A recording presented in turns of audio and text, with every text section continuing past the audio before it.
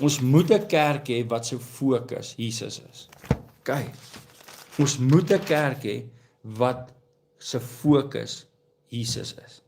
So, as ons kyk na God se woord en ons verstaan God se woord reg, dan weet ons dat God se woord vir ons leer dat Jesus is die deur. OK. Paulus kom en hy sê die volgende, OK? Hy leer vir ons eintlik dat vir my is die lewe Christus en die sterwe is 'n wins. Dis wat Jesus vir ons so mooi leer, OK? En ek en jy moet dit vanaand begin besef dat die kerk moet vir mense sê dat jy gaan dit nie maak sonder Jesus nie.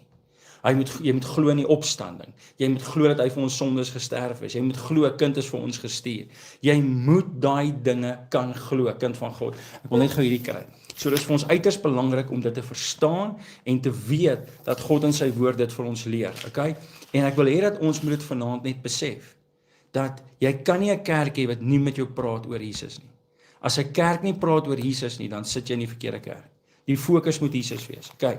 En ek dink aan terwyl ek hier met julle praat, is daar so baie verse wat ek kan dink. En ek gaan van hulle met jou deel. Ons gaan nie almal nie, want dit is asof dit klink nou baie weird, maar die Gees van God bring net heeltyd verse my op. Hoor wat sê dit? As jy met jou mond bely, is Romeine 10 vers 9, as jy met jou mond die Here Jesus bely en met jou hart glo dat God hom uit die dode opgewek het, sal jy gered word. So jy moet met jou mond die Here Jesus bely. Jy moet glo dat God hom uit die dode opgewek het. Dit staan so, hierdie is vir ons so belangrik, dan sal jy gered word. En dan is dit vir ons belangrik, ons gaan eintlik nou daarna kyk in Romeine 10 weer. Johannes 10 kan ons ook gaan lees. Kom ons lees gou Johannes 10 vers 9. Gaan ek te vinnig vir julle? Kyk, kom ons gaan gou weer terug en kyk of ek julle verloor het. 'n Kerk moet praat oor bekering en wedergeboorte. Die kerk moet praat oor glo in die evangelie. Die kerk moet meer praat oor God as oor geld.